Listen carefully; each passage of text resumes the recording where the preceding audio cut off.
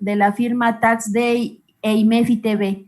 Y déjenme decirles que dentro de este giro han ido siempre a la vanguardia. Lo que nosotros estamos haciendo al día de hoy con transmisiones a través de estas plataformas, ellos creo que han sido pioneros en esa área y el día de hoy pues engalanan nuestro programa, lo cual agradezco mucho a Javier por haber aceptado esta invitación. Además, con temas súper interesantes y que van a ser de mucho interés para todos los empresarios.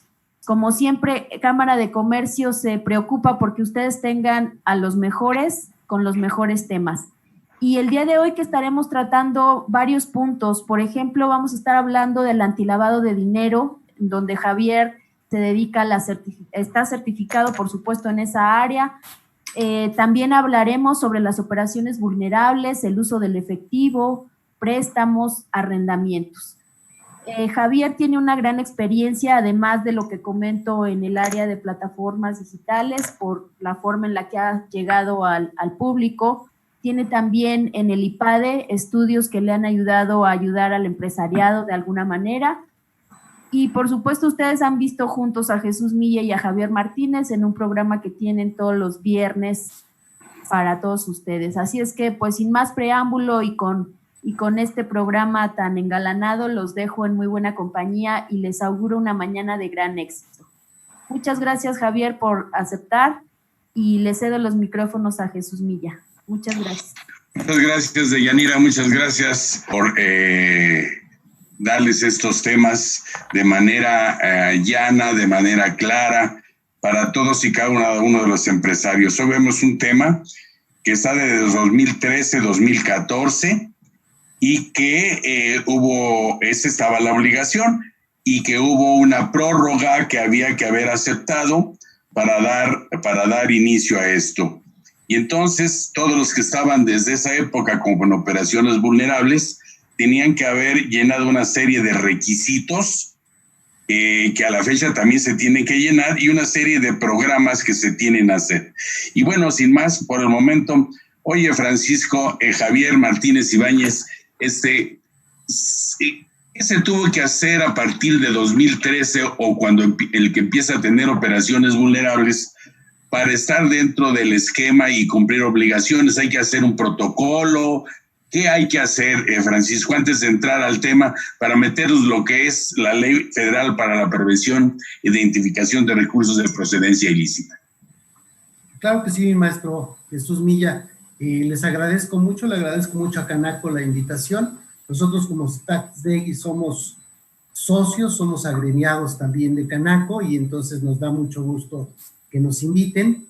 Nada más, un tema fiscal, mi querido maestro. Resulta que en el mes de junio tenemos que presentar al SAT quiénes son los socios o accionistas de las empresas y el SAT acaba de confirmar que esto no aplica a asociaciones como la Canaco con sus agremiados, o sea, no tiene que poner ese tipo de detalle, ¿no? De decir, oye, tengo 10,000 agremiados y meter a cada uno de ellos. Por ahí tenemos ese comunicado del SAT, valdrá la pena verlo porque teníamos duda en esa parte de los accionistas. Y ahora sí, ya entrándole a la ley antilavado de dinero, primero tendríamos que ver si nosotros realizamos actividades vulnerables. Ese es el primer punto importante. O sea, oye, caigo en las obligaciones de la ley antilavado de dinero y ya de ahí, mi querido maestro, empezamos con un chorro de broncas porque nada más para saber si caes o no caes, ya necesitas un análisis, digamos, un tanto especializado, no está nada sencillo. Claro, es de operaciones que son mensuales o también que se une esa misma cantidad que nos vas a platicar en periodos de 6 meses, ¿no? Entonces casi nadie se salva de ahí, sobre todo de las operaciones que vamos a hablar, ¿no? Bueno, depende de cada caso, o sea, haz de cuenta, mi querido maestro, tenemos en la ley antilavado, en el artículo 17, 16 fracciones. Eso quiere decir que hay 16 enunciados de actividades vulnerables y en cada fracción pudiera haber 2 o 3 actividades vulnerables que difieren una de otra. Y cada fracción tiene sus propias características. Entonces, no está nada sencillo. Cuando decimos, por ejemplo, oye, préstamos, tú realizas préstamos en la empresa y la respuesta sería sí, o sea, como parte de la operación hay préstamos, tenemos la cuenta de deudores, tenemos la cuenta de documentos por cobrar, y entonces, así como bien lo indicas, mi querido maestro, todos caeríamos en la actividad vulnerable de otorgar préstamos, porque no somos entidades financieras. Aquí habrá que hacer esa separación. Hay entidades financieras que están supervisadas por la Comisión Nacional Bancaria y de Valores, y hay las otras actividades vulnerables, que son las que estamos supervisadas por el SAT, pero no por el SAT que cobra impuestos, sino por el SAT administrativo. Hay ahí un tema interesante. Fíjate que el SAT es bipolar, tiene dos personalidades y no se habla una personalidad con otra. Tiene una personalidad que es cobradora de impuestos y otra personalidad que es administradora de información para la unidad de inteligencia financiera. Aquí, más allá de que nosotros como personas obligadas, ahí no somos contribuyentes, somos sujetos obligados, más allá de pensar si vamos a evitar que exista lavado de dinero o si se va a perseguir a los delincuentes, tendríamos que enfocarnos en nuestras obligaciones. Oye, ¿cuáles son tus obligaciones? Y cúmplelas. ¿Por qué? Porque las multas son muy altas, o sea, realmente se dan multas millonarias, hay multas de 60 millones de pesos. En el Instituto Mexicano de Contadores Públicos estuvimos platicando bastante de una multa a un sacerdote de 19 millones de pesos porque dio de alta a su entidad religiosa y no estuvo presentando los avisos por donativos, entonces le llegó la multa de 19 millones de pesos. Imagínense lo que se necesita para que no te dé un problema gastrointestinal, ¿verdad? Con una multa de ese tamaño. Es un problema en el que una vez que nos damos cuenta que tenemos la obligación y que no hemos cumplido, ya tenemos un gran problema. Ahora, Francisco, me doy de alta. ¿Qué debo de cumplir o qué debo de hacer para que la autoridad nos pueda revisar, ya sea vía electrónica o presencial, con relación a nuestras operaciones? Yo me imagino también con relación obviamente a nuestra cuenta bancaria o a cualquier otra situación donde se demuestre esa recepción en este caso, del pago en efectivo. A ver, primero, vamos a separar el tema de pago en efectivo, porque esa no es necesariamente una actividad vulnerable, esa es una prohibición específica que nos aplica a todos, o sea, estemos o no inscritos en el padrón de antilavado de dinero, a todos nos aplica. Entonces, si vemos específicamente las limitaciones al pago en efectivo, eso sería algo interesante, porque eso nos aplica a todos. Pongamos que tú ahorita, mi querido maestro, te vas a vender un auto, ese auto rebasa de 270,000 pesos y lo cobras en efectivo. Entonces te lo pagan en efectivo y ahí procede una multa, porque es una actividad prohibida, porque excedió el límite de la ley antilavado de dinero. Es una multa del orden de 800,000 pesos para ti que cobraste en efectivo y otra multa de 800,000 pesos para el que te pagó en efectivo. Y entonces tú dices, oye, eso ni siquiera lo sabía. Bueno, pues ojalá y no te tengas que enterar teniendo ya una multa de ese tamaño, porque ya fue casi el triple de la cantidad en la que vendiste tu automóvil. Claro. Eso nos aplica a todos, estemos o no dados de alta en ningún lado, sino que ahí ese sería un punto importante. Ahora, habrá que revisar qué cantidades están prohibidas de realizar con dinero en efectivo. Tú en este momento pudieras decir, oye, no hay problema, O sea, yo no recibo mucho dinero en efectivo.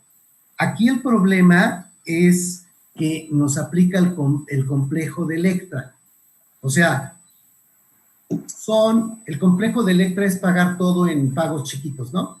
Si estoy pagando en pagos chiquitos y son pagos en efectivo, se tienen que sumar y ver en qué momento ya se llega al límite para entrar en la prohibición. Entonces, vamos a suponer que tú compras un automóvil a plazos y lo estás pagando con dinero en efectivo, estás pagando, no sé, 48 mensualidades, ¿verdad? Llega un momento en el que ya llegaste al tope que puedes pagar en efectivo y en ese momento la persona que te vendió el auto, la automotriz, tendría que decirte, oye, ya no podemos aceptarte pagos en efectivo. Y tú dices, en la torre, ¿por qué? Si son 8,000 pesos lo que pago, o sea, no es mucho. Bueno, sí, pero se vienen sumando todos. ¿Qué quiere decir aquí el problema para la automotriz? Que sería la gente que nos está viendo, la gente que está vendiendo el auto, tendría que decir en la torre. Entonces, no solo tengo que registrar que Jesús Milla me debe un auto y que me lo está pagando en mensualidades, sino también tengo que saber cómo me lo está pagando, cuánto me está pagando con dinero en efectivo y cuánto me está pagando con otras formas de pago.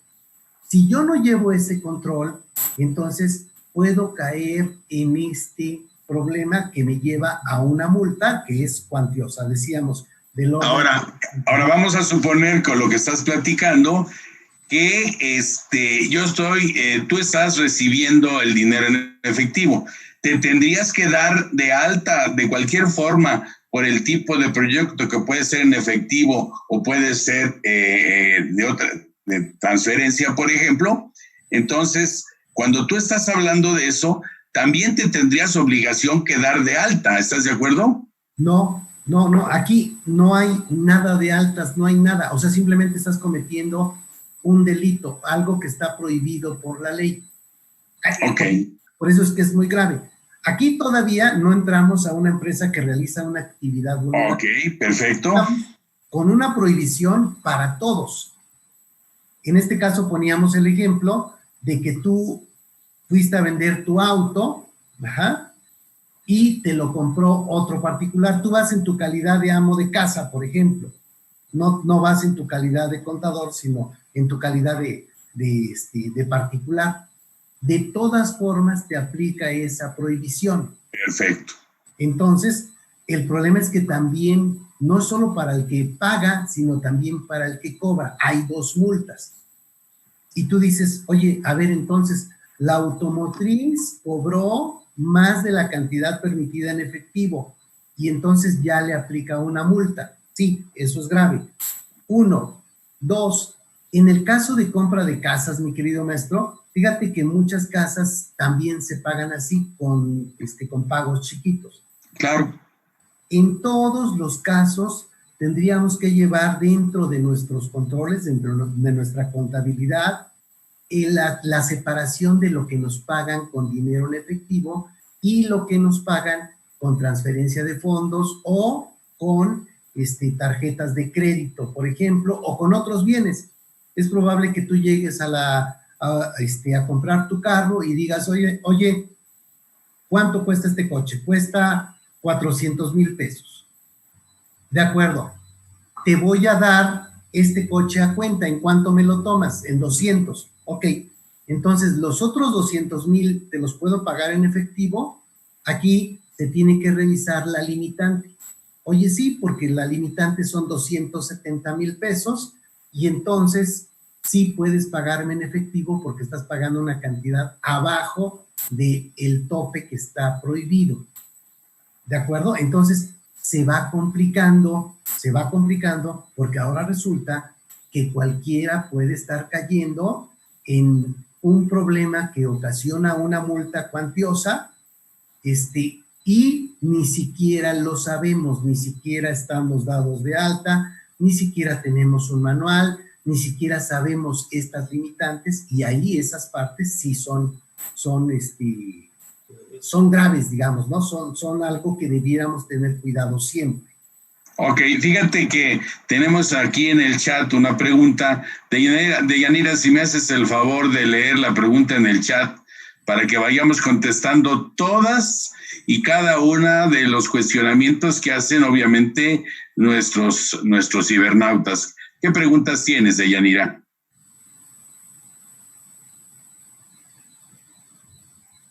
Tu micrófono, Deyanira.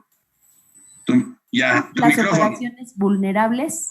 A ver, otra vez. ¿Cuáles son las operaciones vulnerables y por qué montos? A ver. Y luego, ¿quién debe estar dado de alta? A ver, está bien. ¿Cuáles son las actividades vulnerables? ¿Cuáles son los montos? ¿Y cuándo me debo dar de alta? Sería un poco la idea. A ver, actividades vulnerables son 16 tipos de actividades vulnerables diferentes. Debo darme de alta a partir del momento en que ya estoy realizando estas actividades vulnerables. Cada una de las fracciones tiene características diferentes, umbrales diferentes, algunas van desde el primer peso. Vamos a suponer que tú te dedicas a hacer préstamos, caes en la actividad vulnerable a partir de que estás realizando préstamos. Desde el primer préstamo, desde un peso, ya tienes la obligación de identificar a tu cliente, de tener tu manual, de tener el expediente de identificación, el expediente de la actividad vulnerable y haberte dado de alta en este padrón. Entonces, cada mes vas a estar presentando ya sea informes o avisos dependiendo de cada caso.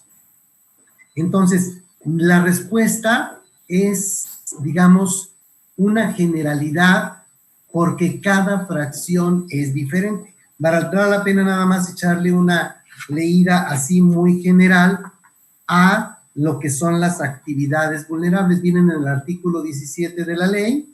En la fracción primera habla de juegos con apuestas y concursos, y aquí es para la compra de boletos para concursar o para entrarle a la rifa del avión, ¿verdad? Y también el pago de premios. Alguien que paga un premio ya cae en esta actividad vulnerable cuando entra dentro del umbral. Aquí tendríamos que ver el umbral para cada caso. Entonces, en este caso, por ejemplo, Liverpool, ¿verdad? Pongamos el ejemplo de Liverpool. Ya es famosa la rifa de las camionetas que hace. Entonces, aun y cuando los boletos, de alguna forma se los da a sus clientes sin cobrar los boletos, cuando paga la camioneta, como la camioneta cuesta más de lo que está dentro del umbral, ella tiene una actividad vulnerable por pago de premios. Después está la fracción 2, que es las tarjetas de servicio y crédito prepagadas. Son tarjetas de servicio, tarjetas de crédito o tarjetas prepagadas cuando son por empresas que no son entidades financieras. Volvamos al mismo ejemplo. Bueno, vamos al Palacio de Hierro, ¿verdad? Para que digan, nada más te sabes una tienda. Ok, en el Palacio de Hierro se tienen tarjetas de servicio y tarjetas de crédito y eventualmente también hay monederos electrónicos. Cada vez que realizan estas actividades entran dentro de una actividad vulnerable que está en la fracción segunda. En la fracción tercera habla de cheques de viajero. Actualmente ya se utilizan pocos cheques de viajero. Lo manejaron, por ejemplo, American Express mucho tiempo. Actualmente ya se está hablando del cheque de viajero digital, entonces eventualmente vamos a volver a ver ese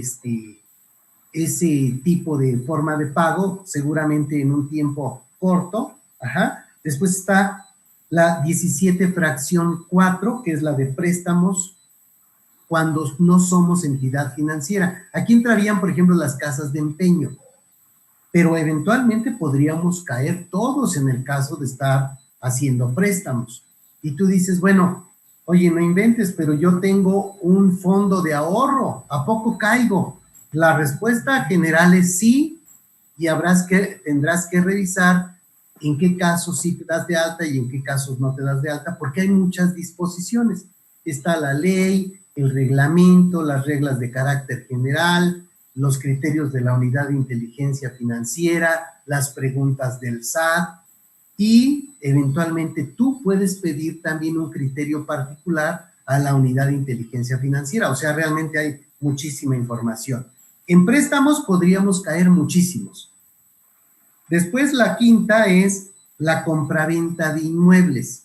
Aquí en la compraventa de inmuebles está, digamos, todas las enajenaciones de inmuebles que yo hago en el momento en que yo me dedico a vender inmuebles. Soy una inmobiliaria o soy una constructora que construye y vende departamentos, o realizo desarrollos inmobiliarios y estoy vendiendo aire. Por ejemplo, Deyanira, imagínate que tú compras un departamento y te digo, oye, tu departamento está aquí en el 5º piso, ¿verdad?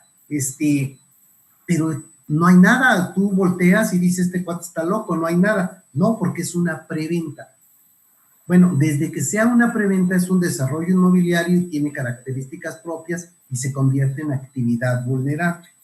En la 17 fracción sexta es joyería, toda la venta de joyería dependiendo de los montos, cuando llegamos después de determinado monto, la comercialización de obras de arte en la fracción 7, la comercialización de vehículos, y aquí en los vehículos estás hablando vehículos que sean de transporte, vehículos que vuelen, barcos, submarinos, o sea, todo entraría dentro de los vehículos. Por ejemplo, aquí, cuando se dio la limitante de pagar con dinero en efectivo vehículos, decías, oye, es que los camiones que paga la gente de rancho, ¿verdad? Los campesinos, o sea, llegan con el dinero en efectivo y compran la troca, y ya no pueden hacerlo porque está limitado el pago en efectivo. Tienen que abrir una cuenta y en la cuenta llegar a depositar y después pagar de forma bancarizada. Los metes en un problema. En la fracción 9 habla del blindaje de vehículos y de otros. O sea, por ejemplo, una casa de empeño solicita un blindaje de paredes, etcétera. Todos esos servicios también son una actividad vulnerable. El traslado de valores en la fracción 10ª también es una actividad vulnerable. La prestación de servicios profesionales también es una actividad vulnerable, pero son prestaciones de servicios profesionales donde yo manejo recursos del cliente. O sea, sería la característica general, aunque hay también que analizar cada una de las situaciones. La fracción 12 habla de notarios y corredores públicos. Ellos tienen muchas obligaciones en relación a cumplir con esta ley de antilavado de dinero, independientemente de que cuando tú vendiste la casa, se presentó un aviso. En el caso del notario también tiene que revisar si tiene que presentar otro aviso, y entonces hay un segundo aviso, y después la persona de Century 21 o de cualquiera de estas entidades que tienen comisionistas vendiendo casas, vendiendo inmuebles, ellos también presentan otro aviso. Entonces resulta que ahí tenemos 3 avisos por la misma venta de la misma casa. Entonces decía alguien, oye, pero yo vendo inmuebles, soy una inmobiliaria, ya no me aplica porque eso lo está haciendo el notario. No, el notario tiene su propia obligación, tú tienes tu propia obligación, el comisionista tiene su propia obligación, entonces se dan por la misma casa. En la fracción 13 es la recepción de donativos cuando pasan del orden de 130,000 pesos. Perdónenme que no dé las cifras exactas, pero están en UMAS, entonces habrá que estar revisando en qué periodo estamos hablando y aparte, cuál es lo que le corresponde a cada actividad vulnerable. En la 14 son agentes o apoderados aduanales, entonces los aduanales también presentan avisos. Ahí ellos tienen el chance de que cuando están presentando el pedimento aduanal, ahí mismo mandan el aviso. Y básicamente los avisos de actividades vulnerables son cuando se importan cosas que también son vulnerables. O sea, todo lo que tenemos aquí son cosas en las que las personas que realizan actividades ilícitas, ¿verdad? Vamos a suponer que alguien vende marihuana y todavía es ilícita, ajá, ya después será otra cosa, pero en este momento sería una actividad ilícita. Ya después esperemos que la próxima semana para salir de la pandemia, pero bueno, en este momento la narcotiendita sería ilícita, juntan todo su dinero en efectivo y se supone que van a gastar su lana o van a tratar de acomodar su dinero en estas actividades vulnerables o en operaciones con dinero en efectivo. Entonces le dicen al agente aduanal, si tú importas vehículos, es actividad vulnerable. Si tú importas joyería, es actividad vulnerable. Si importas cosas para blindaje, es actividad vulnerable y cada una de ellas se va conectando con alguna actividad vulnerable. Después está el de arrendamiento de inmuebles. Oye, ¿en qué casos caigo en arrendamiento de inmuebles? Cuando tienes rentas que exceden de 130 y tantos mil pesos, ¿no? Digamos una cifra para 137 mil pesos. Tú tienes rentas arriba de 137 mil pesos mensuales, caes. Tu renta no llega a ese importe, entonces no caes dentro de la obligación y no tendrías que darte de alta. Pero no se suma, oye Pancho, ¿no se suma eso en un tiempo? No. O sea, ¿no se llega a sumar la actividad o la suma de lo que estás recibiendo de rentas, por ejemplo, en un periodo también? No. Si la renta es abajo del umbral, o sea, abajo de 140 mil pesos, pongamos para que nos quedemos con un número muy aproximado, tú rentas en 141 mil pesos, ya es actividad vulnerable. Oye, rentas en 139 mil pesos, no es actividad vulnerable. Y tú dices, oye, pero entonces, aunque me paguen un año completito y me lleguen con toda la lana, sí, no importa, porque ahí es una actividad que siempre se va a ir a determinar la renta mensual. Ok. Lo cual es lógico, porque lo que le interesa a la unidad de inteligencia financiera es saber quién está rentando residencias muy grandes o está buscando la forma de gastar su dinero en operaciones muy voluminosas. O sea, no le interesa controlar a los arrendadores, le interesa saber en dónde podrían estar metiendo los malos su dinero. Y entonces por eso es que está esa limitante. Pero ahí siempre hay 200 dudas, o sea, simplemente el tema de arrendamiento de inmuebles requiere de mucho tiempo para estar analizando cada una de las situaciones.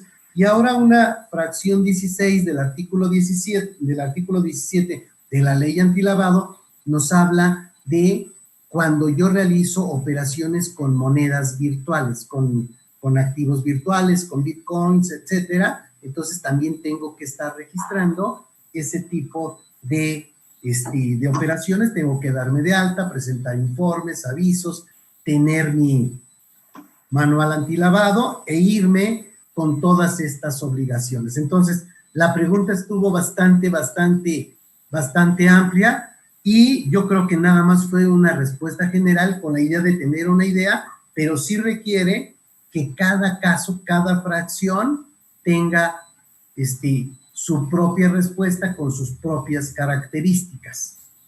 Ok. Maestro Jesús, tenemos por acá otra pregunta, si puedo interrumpir, para que no se pierda lo que comentaba el doctor.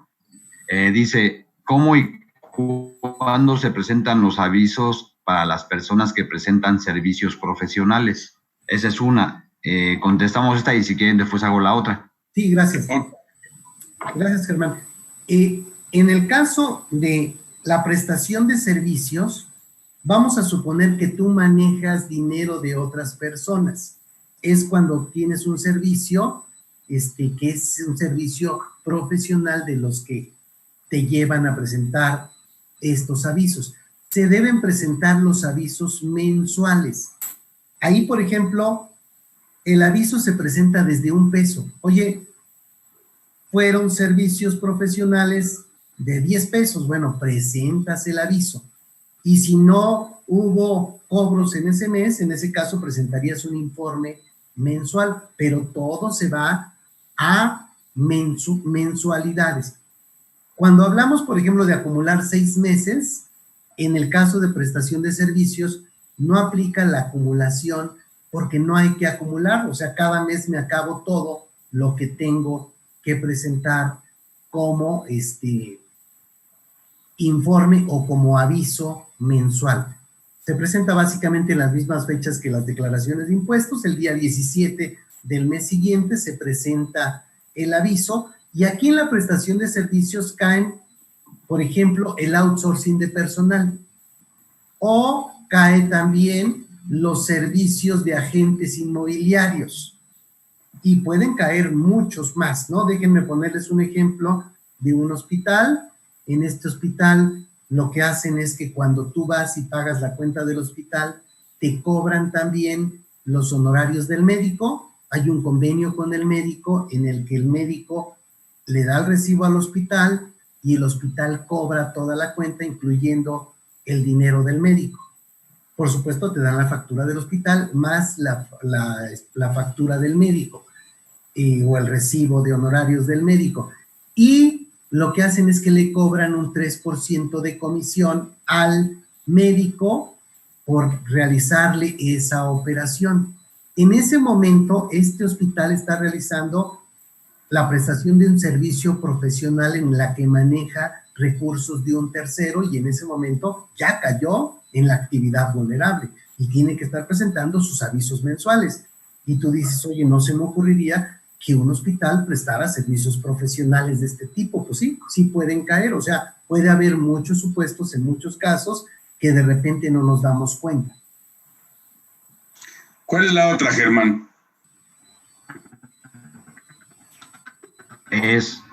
No me dedico a ninguna actividad vulnerable, pero a veces mis clientes me depositan en efectivo. ¿Qué obligaciones tengo? ¿Lo puedo recibir así o hasta qué monto? Tendrías que estar revisando el artículo 32 de la ley antilavado de dinero. Aquí, nuevamente, ¿qué es lo que está tratando de limitar la unidad de inteligencia financiera con las limitaciones al pago de dinero en efectivo? Digamos que es el dinero sucio que se quiere colocar comprando alguna de estas, digamos, de estos artículos que compran los malos, ¿no? Se supone que el malo quiere una super casota, que quiere joyas, que quiere superautos, o sea, eso es lo que está limitado. Entonces, nada más les digo, en el caso del uso de efectivo, tenemos, por ejemplo, que en el caso de compraventa de inmuebles, no se pueden pagar en efectivo inmuebles que, o no se puede pagar en efectivo más de 697,000 pesos, aunque sean pagos chiquitos. Si la casa vale menos, entonces podría pagarse toda en efectivo sin problema. Oye, pero ¿por qué esa diferenciación? Ah, bueno, porque se supone que un delincuente que quiere colocar dinero sucio, pues le interesan casas de muchos millones, ¿no? Entonces, se da ahí un rango. En el caso de compraventa de vehículos nuevos o usados, hay una limitante de 279,000 pesos. O sea, tú no podrás ir a comprar un automóvil que cueste más de 279,000 pesos en efectivo. Dices, ay, en la torre, a ver, el Ferrari cuesta más que eso, ¿sí? Oye, pero no rojo, es amarillo, no importa, sí cuesta mucho más que eso. Entonces, tendrás que buscar la forma de cómo comprar ese vehículo sin dinero en efectivo para que caigas dentro de los controles, digamos, formales. Si tienes compraventa de joyería y obras de arte, también tienes la limitante de 279,000 pesos en efectivo. No puedes pagar más que eso con tu maletín de dinero. Si tienes boletos de apuestas y pago de premios, siempre tendrá que ser bancarizado cuando exceda de 279,000 pesos. Si haces servicios de blindaje, lo mismo. No puedes cobrar en efectivo más de 279,000 pesos. Sí, esta es muy importante porque les aplica prácticamente a todas las empresas. Compraventa de acciones o partes sociales. O sea, no puede haber que un accionista meta más de 279,000 pesos en efectivo en una empresa. O sea, vamos a suponer que tú estás creando una empresa y los accionistas meten su lana, tendrán que meterla bancarizada. Pero después el accionista A le vende al accionista B, te tienen que dar a ti como la característica de cómo le pagó un accionista a otro, porque tiene que haber sido bancarizado, no puede ser en efectivo. Bueno, podría ser con alguna otra forma, o sea, tal vez no bancarizado, sino con un trueque, etcétera, que también se vale, ¿no? Entonces, o con bienes, ¿no? Con bienes, por ejemplo, sí. Con cuerpo mático, mi querido maestro, pudiera ser. También, si hay necesidad. Ajá. Y entonces, si se da esa compra, la cosa es que no haya dinero en efectivo, que es lo que está limitado. Y el arrendamiento de inmuebles o arrendamiento de vehículos o arrendamiento de blindaje, también no puedes cobrar en efectivo o pagar en efectivo más de 279,000 pesos. Ahora, estas son las 7 limitantes que tenemos. Para estas 7 limitantes, es lo mismo dinero en efectivo que activos virtuales. O sea, si son monedas virtuales, les aplica como si fuera dinero en efectivo para estas 7 actividades. Si una persona está cobrando en efectivo, pues no pasa nada. Oye, vamos a suponer 279,000 es el número mágico, ¿no? Oye, me pagaron en efectivo, ¿cuánto? 280,000 pesos. Ah, ni le revisamos. ¿Para qué? Porque no llega al límite mínimo. Oye, me pagaron 500,000 pesos en efectivo. Ok, tendríamos que revisar que no caigan en ninguna de estas 7. ¿Por qué? Por servicios profesionales. Ah, sin problema, porque no está dentro de estas fracciones. Oye, me pagaron 500,000 pesos en efectivo porque me compraron mercancía. Imagínense en Central de Abastos cuántas operaciones se pueden dar así, pueden ser muchas, y entonces tampoco está limitada esa operación porque no entra dentro de estas 7 limitantes, ¿no? 7 fracciones del artículo 32, ¿no? 32.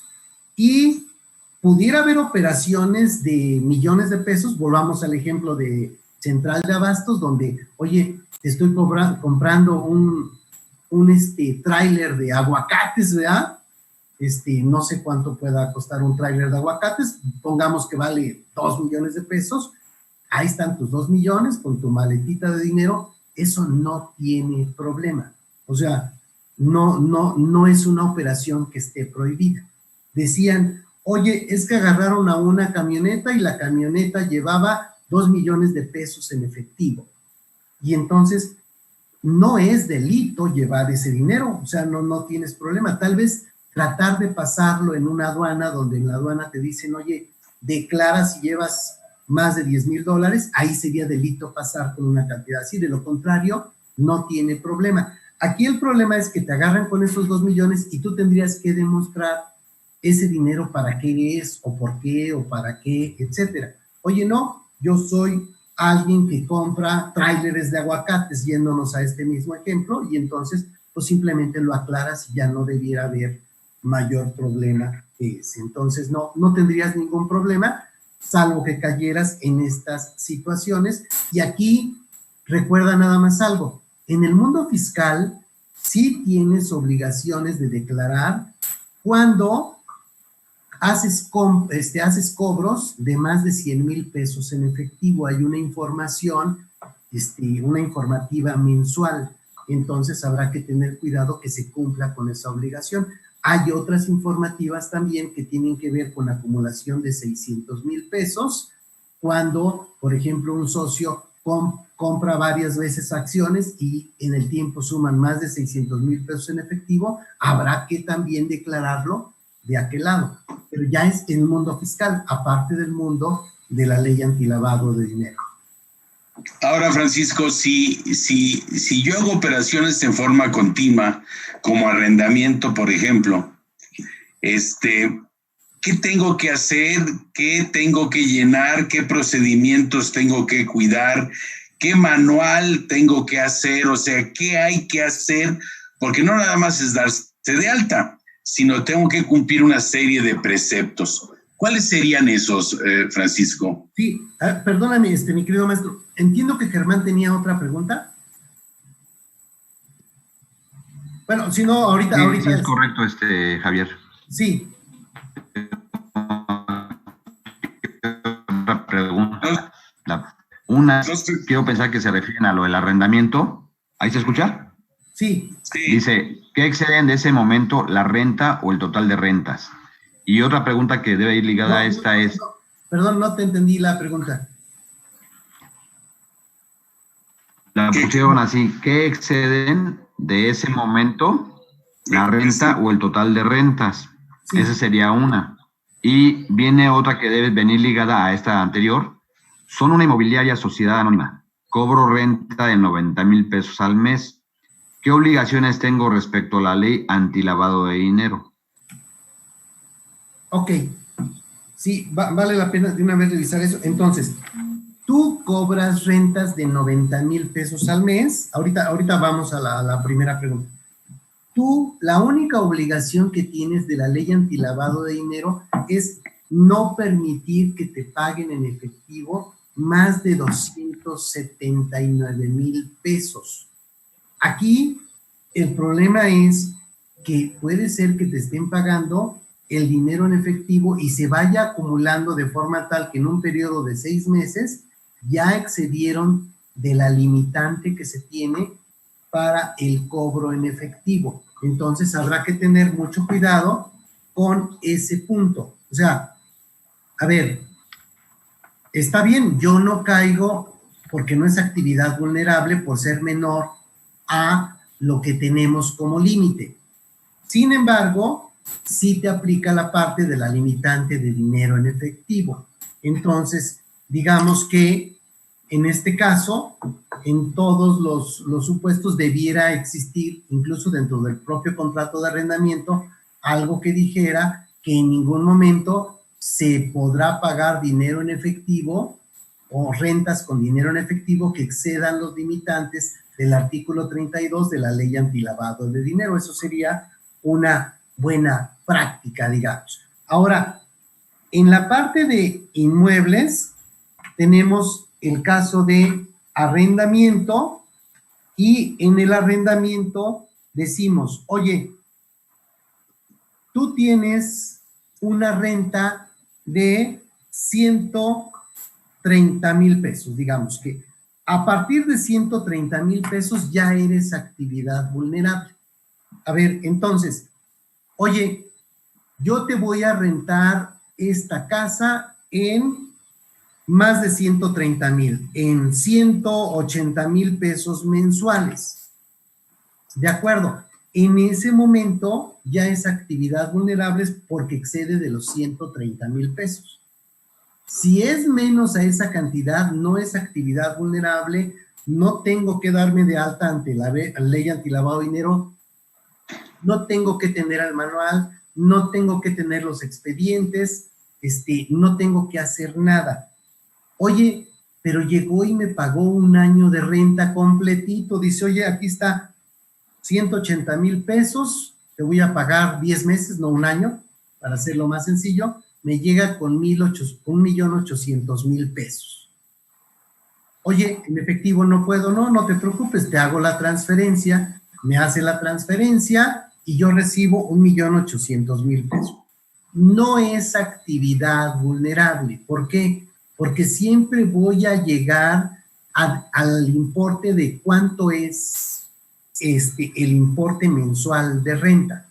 En este caso, decía en la segunda pregunta, oye, yo estoy cobrando una renta de 90,000 pesos mensuales, no es actividad vulnerable, sí te aplica la limitante de dinero en efectivo, pero aunque llegaran y pagaran 5 años juntos, o sea, no es actividad vulnerable porque ahí siempre nos lleva a que se determine la base unitaria de un mes de renta. ¿De acuerdo? Ok. Pregunta misma, perdón, Javier, maestro Jesús Milla, de lo mismo. No hay problema, no hay problema. Entonces, al estar en este tenor, preguntan que obviamente si no excede o el pago de esos 90,000 pesos es por transferencia, ya no existe obligación de alta en la ley antilavado, ni reportar nada, ¿no? No, no hay ninguna, o sea, hasta que tú rentes o sea, aunque te pagaran en efectivo, si es menor al dinero en efectivo que está en la limitante, no tienes ningún problema. O sea, en el otro caso del dinero en efectivo, sí vale la pena hacer esta división. No es que ya tengas que darte de alta, es simplemente saber que estás cometiendo un delito. Y tú dices, oye, pues sí, estamos cometiendo un delito, pero ¿cómo se van a dar cuenta? Tú dices en la torre, o sea, a ver, va de nuevo, yo tendría que ver la forma de no cometer un delito y cuidar que no caiga en ese delito, no estar cuidando si se van a dar o no se van a dar cuenta, porque si no, con esa forma de pensar sería muy fácil que en algún momento cometieras un error. Y, por ejemplo, en Estados Unidos, ¿no?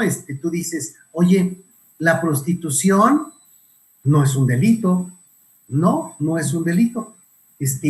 Oye, pero el pagar por prostitución, eso sí es un delito. Entonces, la persona que llega y paga, pues no va a esa sí tiene un delito. Entonces vemos en estas series del Canal 5, ¿verdad?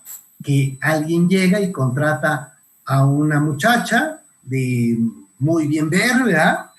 Y antes de agarrarle la mano, la muchacha ya le dobló el brazo y le puso las esposas y le dijo, soy policía encubierta, dices en la torre. Ya me pescaron en un delito que parecía que no había forma de que me pescaran. En este caso, oye, yo estoy cobrando la renta con dinero en efectivo y no veo forma de que se den cuenta. Oye, está bien, pero tú lo estás viendo solo desde tu lado, desde el lado de la autoridad, siempre van a estar buscando las formas de poder detectar ese tipo de broncas. Entonces, habrá que cuidar que no caigamos en un supuesto, aun y cuando pensemos que muy difícilmente se daría cuenta la autoridad. O sea, sería como un ejemplo ahí sencillo. ¿De acuerdo? Entonces, si no estás rentando en más de 130,000 pesos, no es actividad vulnerable y ten cuidado con el dinero en efectivo.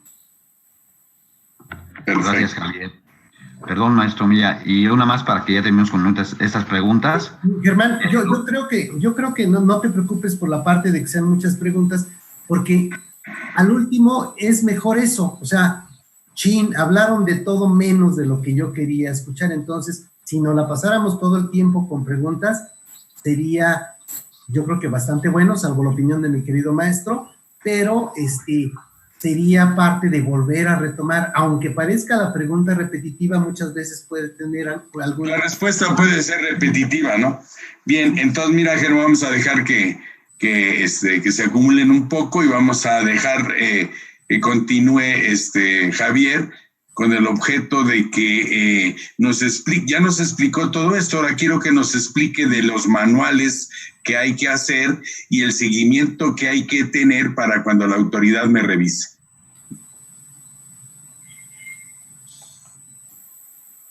Sí, perfecto, maestro. De acuerdo. Entonces,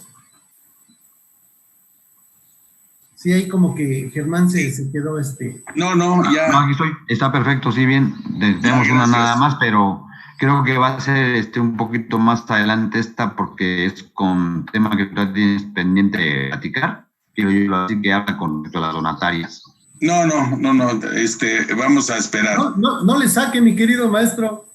No, Absolutamente para nada. Lo que yo quisiera es qué tiene que hacer el que se da de alta, qué manual, qué procedimientos, qué tiene que hacer, porque no es tan fácil ya estás, pero si estás haciendo la operación, tienes que hacer una serie de darte de alta, tienes que llenar un manual, tienes que llenar una serie de situaciones de la persona a la cual estás rentando o de la persona a la cual estás teniendo la operación. Sí, estoy de acuerdo. Entonces vamos a revisar el caso de que ya me di cuenta que yo sí realizo actividades vulnerables, ya estoy seguro, ya vi que caigo dentro de los umbrales, y voy a entrar a todas las obligaciones. Nos decía, por ejemplo, un cliente dice, oye, yo vendo automóviles usados y de repente sí vendo automóviles usados que cuestan más de 279,000 pesos.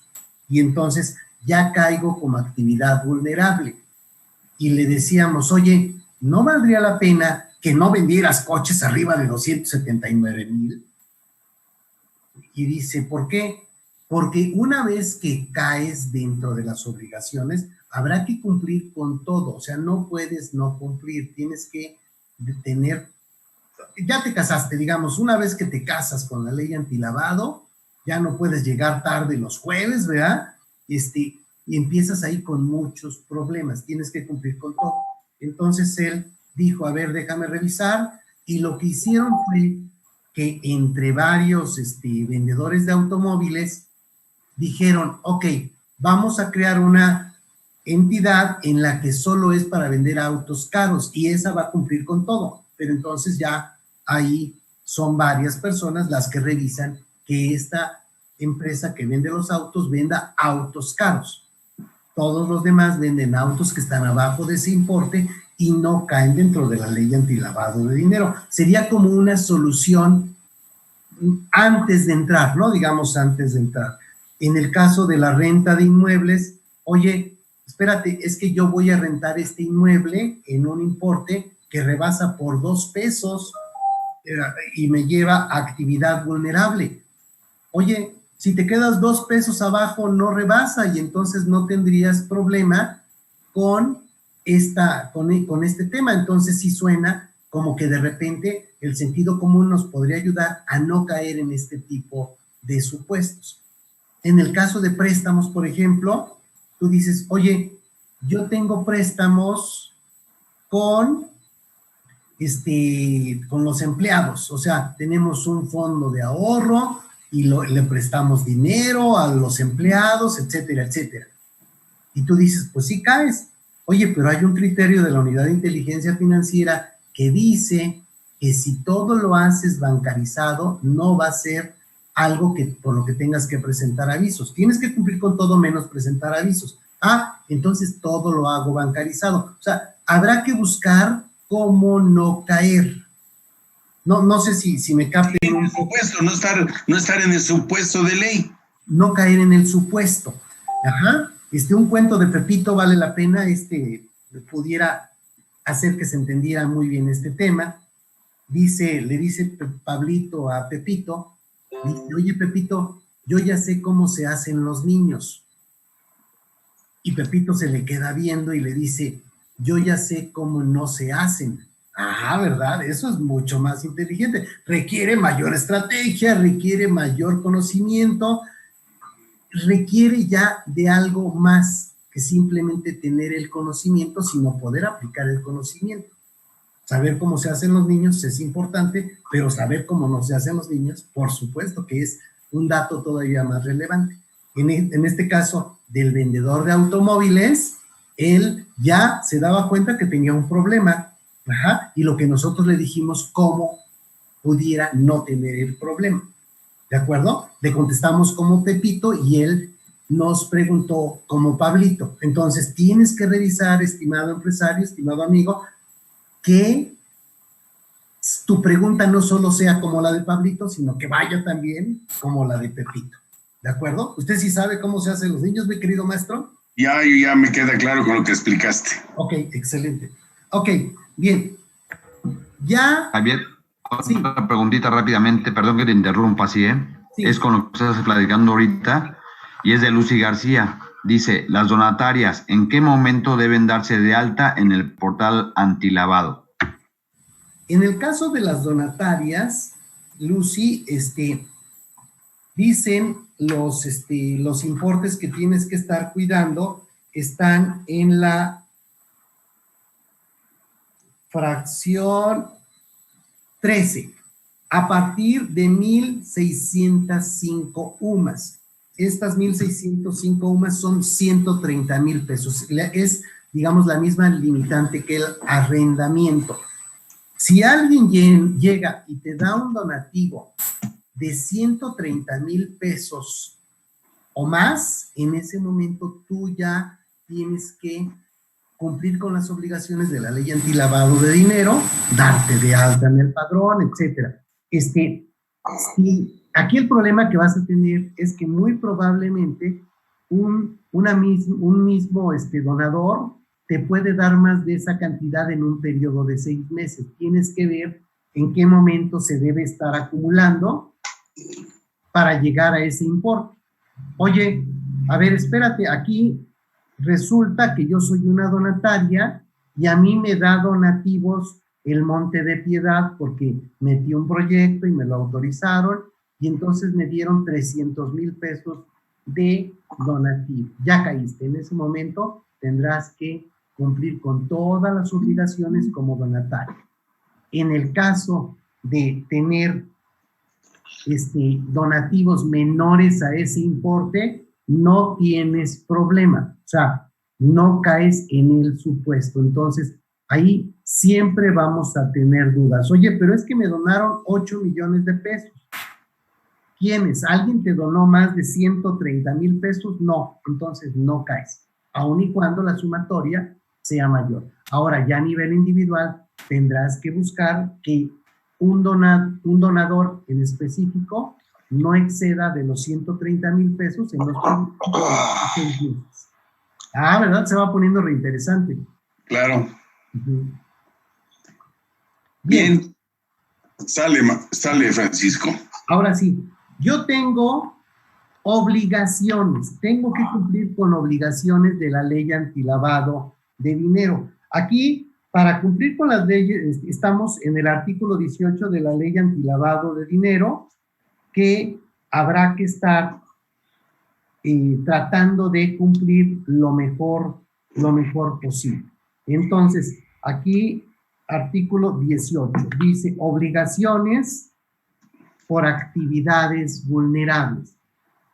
En la fracción primera me habla de identificar a los clientes o usuarios. Pero para identificar, ya caemos ahí en un verdadero tema. No es sencillo identificar. Oye, ¿cómo vas a identificarlos? Ah, ok. Para poder identificarlos vas a tener que tener un manual de identificación del cliente. El manual de identificación del cliente te va a dar muchos supuestos. ¿Qué tipo de documentos se pueden recibir? ¿Cómo se deben cotejar? ¿Qué pasa si es una persona física nacional o una persona física extranjera? Si es una persona moral nacional o una persona moral extranjera. O sea, el manual es muy necesario porque implica muchísimos supuestos. Un manual, déjenme decirles, tiene 130, 140 páginas. O sea, como decimos en la escuela, cumple la prueba del kilo, ¿no? O sea, tú como maestro, tú dices, a ver, tu trabajo, chamaco, a ver, la prueba del kilo, pues ya la pasó, entonces ya revisamos. Oye, no inventes, está muy flaco tu trabajo, entonces métele más. Entonces, aquí la prueba del kilo es del orden de 130 páginas con un manual, con una actividad vulnerable. Nada más para que vayamos dándonos cuenta de todo lo que se debe tener dentro del manual, y todo va en relación a cumplir las obligaciones de la ley antilavado de dinero del 18 fracción primera. Debo de tener en el 18 fracción segunda la parte de información de las actividades de la de los clientes con relaciones de negocios. O sea, tengo que saber a qué se dedica este cliente o este usuario. O sea, dime a qué se dedica. Fracción tercera, debo de preguntarle si no es prestanombres. Tengo que decirle, oye, ¿hay un beneficiario real? ¿Eres prestanombres de alguien? ¿Hay un dueño beneficiario? Y si me dice que no, tengo que tener por escrito cómo me dijo que no. De lo contrario, llega una revisión y aquí es donde hay más multas. Oye, demuéstrame que la persona te dijo que no había un dueño beneficiario. Ajá. Ah, aquí está, mira, la carta donde me dijo que no tiene un dueño beneficiario y que por tanto no hay datos. O que sí tiene dueño beneficiario, pero que no tiene los datos y entonces nada más me dio el RFC. Entonces, aquí, este es un tema principal cuando estamos realizando actividades vulnerables. El tema del dueño beneficiario. Después tengo que conservar la documentación, soporte de la actividad vulnerable.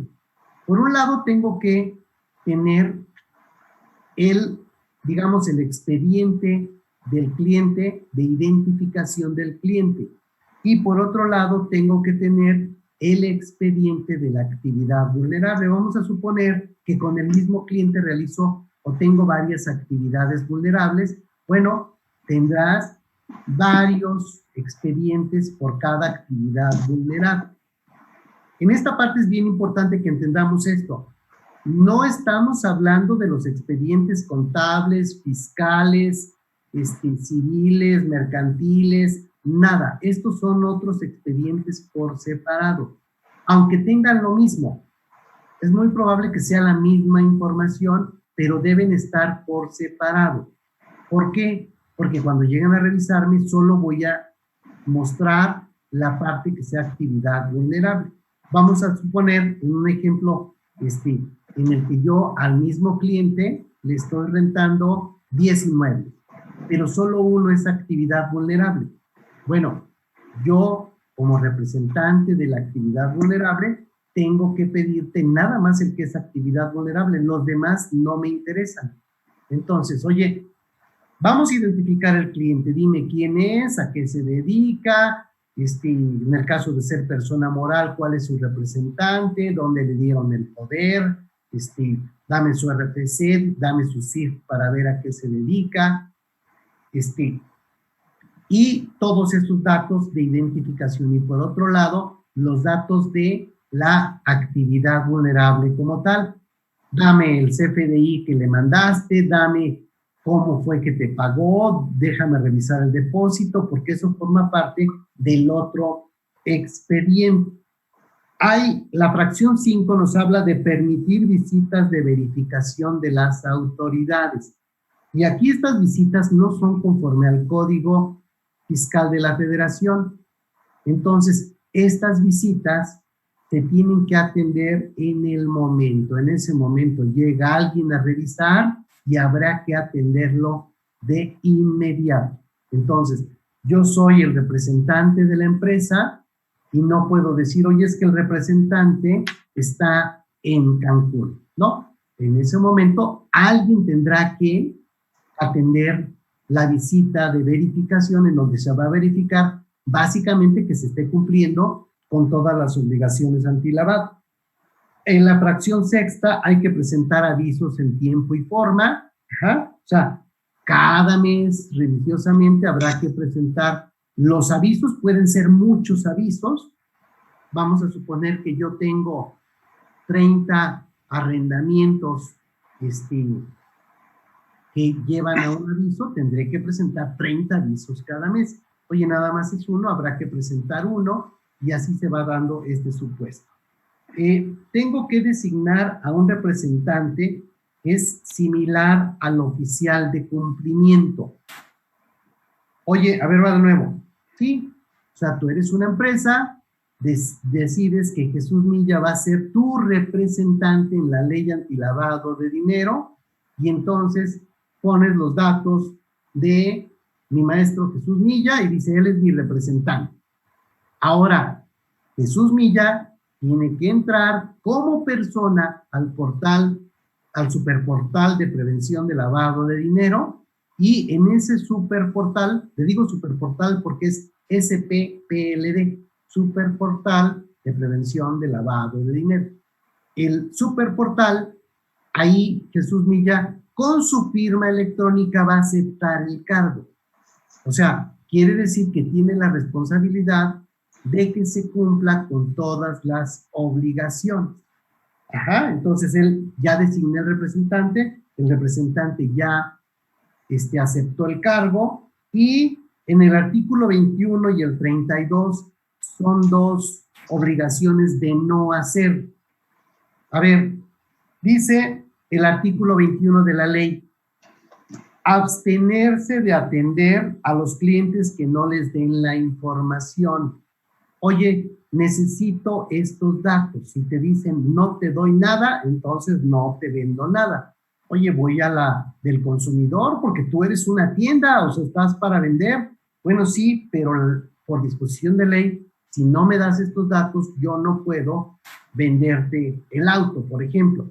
En el caso de que no se llegue a ese rango, sí no podrías pedir información que no tienes una disposición legal que te lo permita hacer. Ajá. Oye, ¿qué te importa si tengo dueño beneficiario? Oye, pero me estás comprando un auto. Pues sí, pero el auto es menor al umbral de la ley antilavado de dinero, así de que no me estés molestando, no te voy a dar nada. El cliente tendría la razón.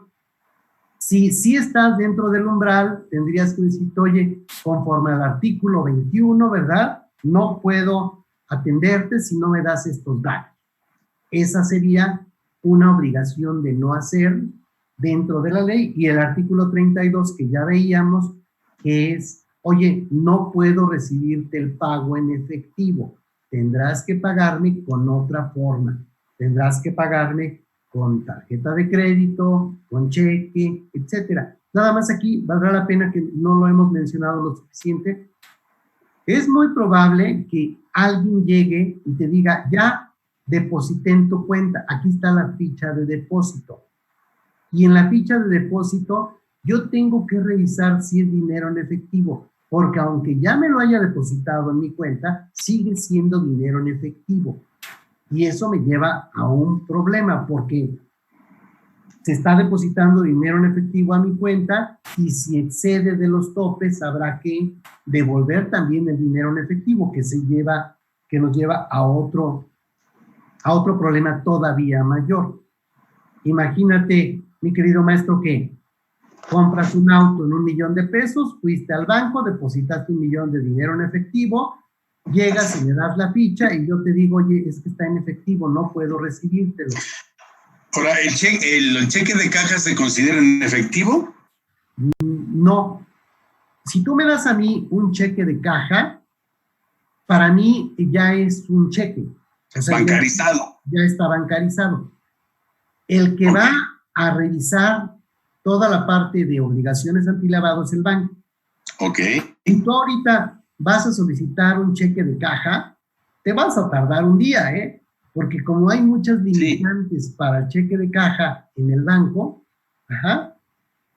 te tardas mucho tiempo. Dice el banco, oye, como esta es una obligación en la que se tiene que identificar todo, entonces tiene que pasar a un área de prevención de lavado de dinero, etcétera. Y entonces tú dices, oye, no manches, un cheque de caja antes me lo hacían en 10 minutos, sí, ahora te tardan 2 días por todas las limitantes que se tienen, pero ya está. El banco tiene que revisar y tiene que avisar que fue dinero en efectivo. Bueno, en el caso de que sea dinero en efectivo, tendrá que ver que la fuente sea lícita, etcétera. Etcétera. Ok, gracias. Maestro Jesús, maestro Javier Martínez, aquí un comentario de su amigo Yosafat con respecto a las donatarias. Él nos comenta, para las donatarias, para la identificación, si son 1,605 UMAS, unos 135,000 pesos, pero para el aviso ante la Unidad de Inteligencia Financiera y el SAT son 3,210 UMAS, unos 271,000 pesos aproximadamente.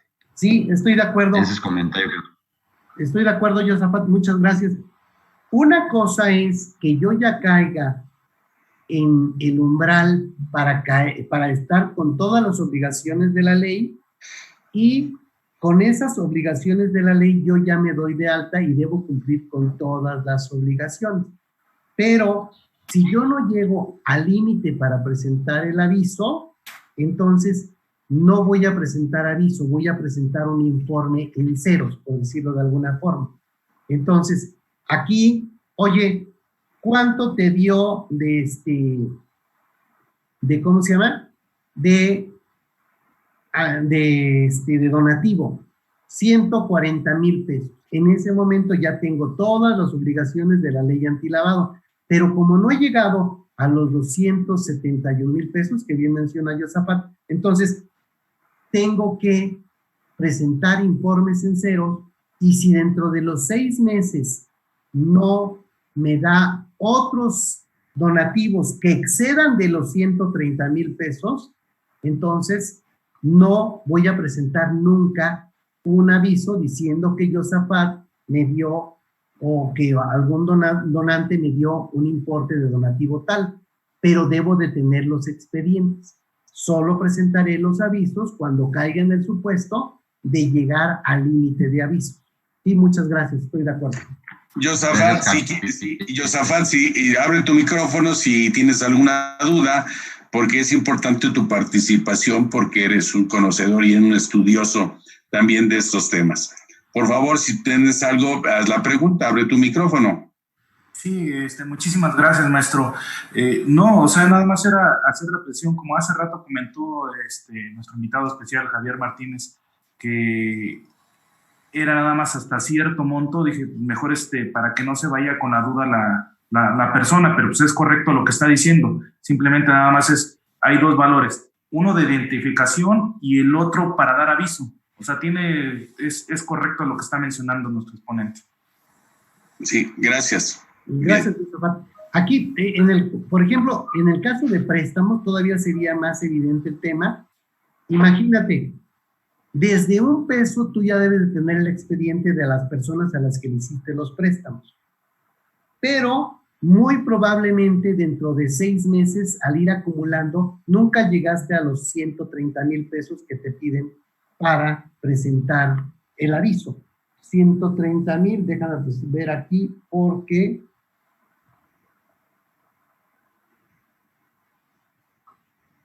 tenemos la actividad vulnerable, es la actividad de fracción 4, otorgamientos de préstamos. Se presenta el aviso a partir de 1,605 UMAS. Quiere decir que hasta que alguien llegue a 130,000 pesos, en ese momento le presento el aviso. Entonces, por ejemplo, oye, yo estoy yendo a la casa de empeño, para completar el chivo, ¿verdad? Voy y empeño algo. La televisión no pueden empeñarla, por favor, porque ahora se necesita para las clases de los chavos, pero bueno, empeño constantemente. Ellos llevan un expediente mío, pero es muy probable que nunca presenten un aviso en donde estén mis datos a la unidad de inteligencia financiera, porque nunca se llegó a la suma de 130,000 pesos en 6 meses. Aquí sería importante comentar esto. Imagínense una casa de empeño que tiene 30 sucursales, a lo mejor 20 sucursales. Todo esto lo tiene que hacer con un sistema automatizado. O sea, es muy probable que 3 o 4 operaciones lo podamos llevar en un Excel, ¿verdad? Sin problema, y estamos jalando los datos, etcétera. Pero en el otro caso ya requiere mucho más control vía un sistema. Entonces ahí hay sistemas en el mercado en el que te los rentan. O sea, sí valdrá la pena que se tome la opción de un software en renta, porque vas a pagar una renta mensual, pero si hay alguna modificación en las leyes que a cada rato tenemos, Entonces, el dueño del software tendrá que actualizarlo y de repente tenemos que volver a gastar en actualizar ese software. Yo soy oficial de cumplimiento en una SOFOM y en esa SOFOM se adquirió un software y después se tuvieron que hacer actualizaciones y las actualizaciones del software costaban más caras que el propio software y decías, no manches, o sea, la neta es que no puede ser negocio así y entonces te vas a una renta de software donde pudieras tener incluso chance de que te cobren con el sapómetro.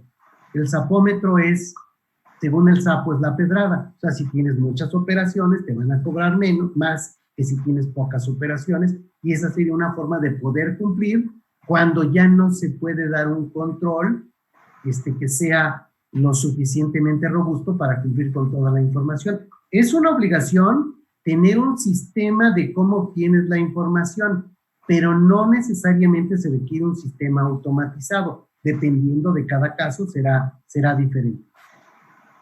Ok, gracias, Javier. Maestro Jesús, maestro Javier, perdone, pero por el tiempo tengo aquí varias preguntas que se me hacen interesantes de nuestros asociados. Ed Montoya, una inmobiliaria que no recibe dinero, solo es intermediario, ¿su declaración de actividades vulnerables se presenta en ceros? Ese sería una, maestro Javier. Te puedo hacer la siguiente, son dos más. De AR, si un cónyuge dona al otro 1 millón de pesos por transferencia y lo protocoliza ante notario público, ¿cuáles obligaciones en materia de avisos tienen que hacer? Y la última que tengo aquí... Germán, vámonos una por una. Perfecto. La primera, entonces, ¿cómo estaba? La primera es, una inmobiliaria que no recibe dinero solo es intermediario. ¿Su declaración de actividades vulnerables se presenta en ceros? O sea, él está presentando un servicio de administración. Pareciera que no está haciendo el manejo de recursos. O sea, habrá que analizar a detalle si cae o no cae en la fracción 11 del artículo 17. Oye, ¿maneja los recursos o no? Ah, espérate, es que yo voy y cobro y me depositan a mi cuenta de cheques. Y ya después yo le paso el dinero al dueño. En ese momento estás manejando recursos. En el otro caso, en realidad estás presentando servicios que pudieran no necesariamente caer como manejo de recursos.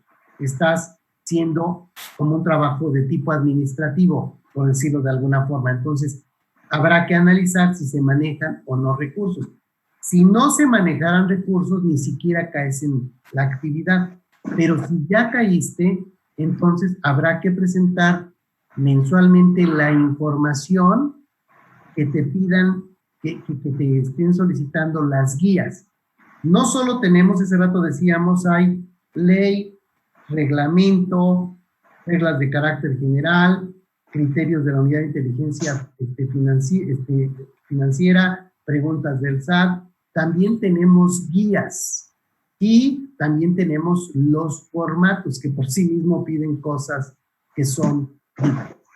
Entonces, sí, habrá que checar entonces a detalle si caes y no caes, y si caes, habrá que ver dependiendo dónde estés cayendo, porque la fracción 11 tiene varios incisos, como la guía, qué información te pide que presente. Ok, luego la otra, Germán. Sí, gracias, Javier. La otra es, si un cónyuge dona al otro 1 millón de pesos por transferencia y lo protocoliza ante notario público, ¿cuáles obligaciones en materia de avisos tienen que hacer? A ver, yo creo que esa no sería una actividad vulnerable. O sea, si revisamos, y a lo mejor vale la pena para que nos demos una idea de lo complicado que puede ser todo este rollo, vamos a ver la fracción 17 en la parte de donativos. Dice,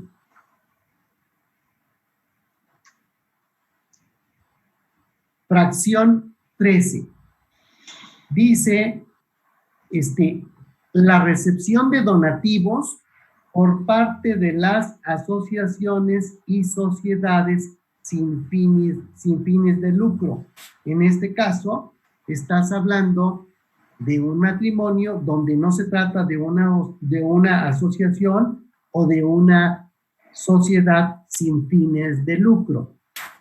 No quiero decir que la sociedad conyugal sea con fines de lucro, pero bueno. A veces.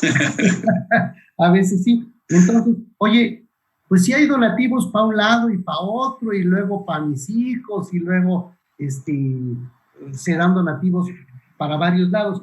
Pero esta fracción 13 específicamente nos dice la recepción de donativos por parte de las asociaciones y sociedades sin fines de lucro. O sea, ellas son las que caen en este supuesto.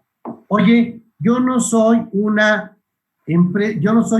sociedad, una IAP, pero me dieron un donativo. ¿Caigo? No, esto está dirigido específicamente a ese tipo de sociedades.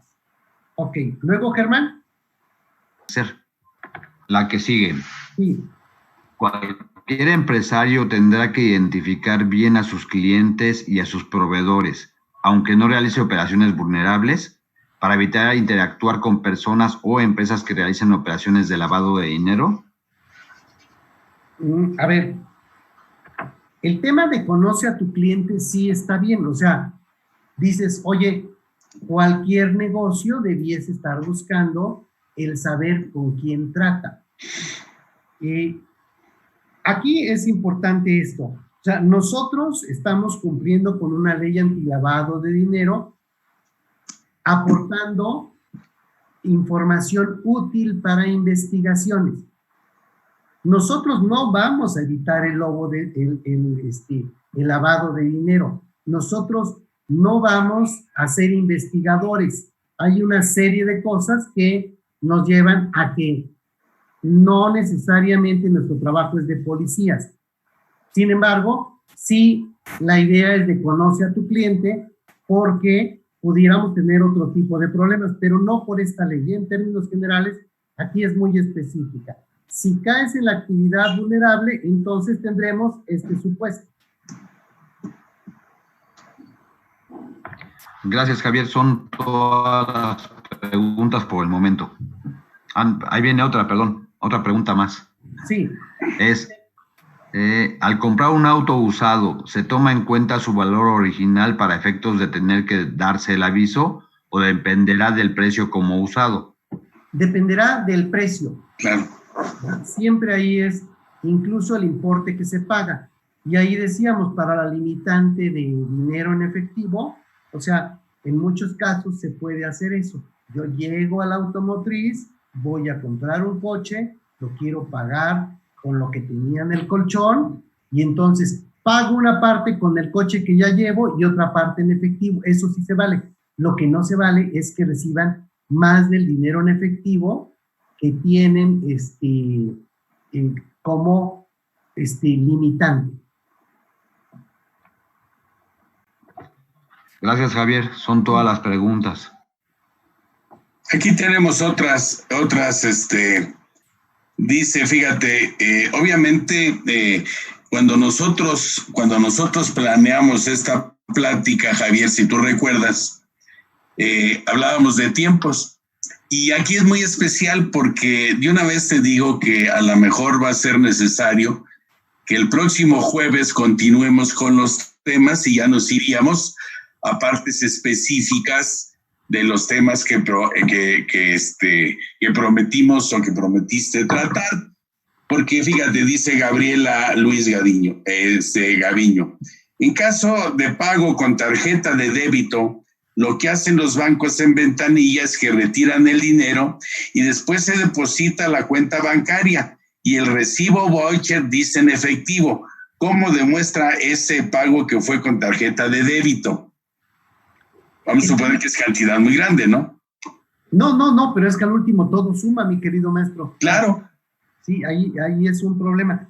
Habrá que revisar qué banco no lo hace así y cambiarse de banco, porque de veras que cambiar lo que un banco hace está en chino. O sea, y menos ahora que tratar de hablar con un gerente o algo, pues ya está como que difícil. Entonces, oye, este banco me está haciendo estas operaciones así. Casi te diría, hay que cambiar de banco porque nos está metiendo en un problema. Si realmente es que sacan el dinero y lo depositan en efectivo. Ajá, entonces no quisiera hablar de bancos, pero sí hay varios que hacen eso y por más que se les indica, no hay forma en que lo cambien. O sea, tener que llevar los controles de forma tal en la que tengo los pagos en efectivo, entonces en el estado de cuenta dice en efectivo. Entonces, el problema es que tendré que revisar cómo logro brincar ese problema. Sí, mira, Gabriela Luz dice, en el segundo mes excedo la limitante, ¿debo de reportarlo? Pues sí, acuérdate que hay dos artículos, ¿no? Un artículo te marca de una cantidad y otro creo que es el artículo 32, que te habla de rebasar en 6 meses, ¿no? No, a ver, va de nuevo, ¿cómo dice la pregunta? Dice, en el segundo mes excedo la limitante, ¿debo de reportarlo? ¿Y qué importe acumulado o el del importe del mes? Ajá, vamos a suponer que estuviéramos hablando de arrendamiento, porque pudiera haber muchos supuestos, pero si fuera de arrendamiento, vamos a suponer que estoy rentando en 150,000 pesos, me pagan el primer mes en 150,000, como para avisar, necesito que se junten 271,000 pesos, en ese mes presento un informe en ceros. El otro mes no me pagan, o sea, simplemente no me pagaron.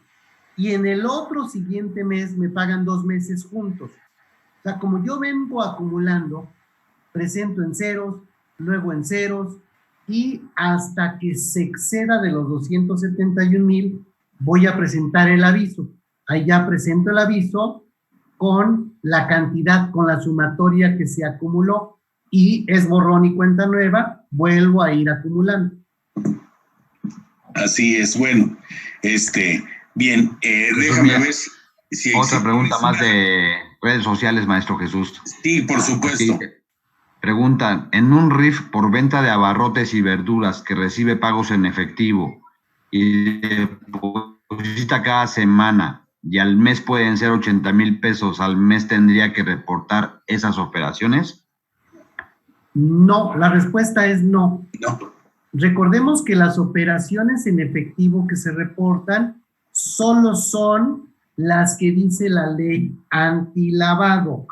En este caso, tú depositas en efectivo 80,000 pesos. Ahí los problemas que vas a tener son con el propio banco, porque el banco tiene que estar revisando que realmente sí vengan de tus operaciones empresariales, como RIF o como cualquier otro tipo de contribuyente. Pero para la ley antilavado de dinero como tal, no tienes un limitante una limitante en la cantidad de efectivo. Entonces, a ver, decíamos, yo vendo, vamos a suponer, soy un RIF o soy un restaurante y recibo dinero en efectivo y todos los días deposito 80,000 pesos en efectivo. ¿Qué va a hacer el banco? El banco tiene que revisar que realmente el dinero venga de ahí. ¿Por qué? Porque si no, yo podría inventar que tengo un restaurante y voy a depositar 80,000 pesos diarios de la venta de droga, por poner un ejemplo. Entonces, el banco tiene la responsabilidad incluso de ir a revisar personalmente que realmente esas operaciones existan. Y ya, pero no tiene problema de que sean 80,000 o 8 millones al día, no tiene problema. Lo único que está limitado para dinero en efectivo son la compraventa de inmuebles, que no pueden ser mayores a 697,000, y después todas tienen una limitante de 279,000. La fracción segunda es la compraventa de vehículos, la tercera, la joyería y las obras de arte, la cuarta, los boletos de apuestas y el pago de premios, la quinta, los servicios de blindaje, la sexta, la compraventa de acciones o partes sociales, que ahí pudiéramos caer todos, y el arrendamiento de inmuebles, arrendamiento de vehículos o arrendamiento de blindaje. Recuerden que muchas cosas se pueden dar por arrendamiento y entonces si alguien encuentra la forma por ahí, también estaría limitado el tema de efectivo. Esas son las del artículo 32, ¿no, Javier? Artículo 32, sí. Así es importante. Ahora, hay muchísimas dudas. Yo sé que tú tienes un libro que explica claramente todo esto. ¿Qué libro es, Javier? Fíjate que no claramente, porque todos los días hay más cosas. Hay cambios. Ajá. Nosotros dentro de Tax Day tenemos cursos en línea, para el manual, para cumplir con las obligaciones, para conocer las disposiciones de las actividades vulnerables, y tenemos un libro que se llama Para cumplir la ley antilavado de dinero. Para cumplir la ley antilavado de dinero es una obra de consulta en la que vienen la ley, el reglamento, las reglas de carácter general, las disposiciones, las preguntas del SAT, y todo viene correlacionado y nos va a ser muy útil al momento de estar viendo una disposición. Aquí no tienes lo suficiente cuando dices, oye, yo ya leí la ley y no le entendí.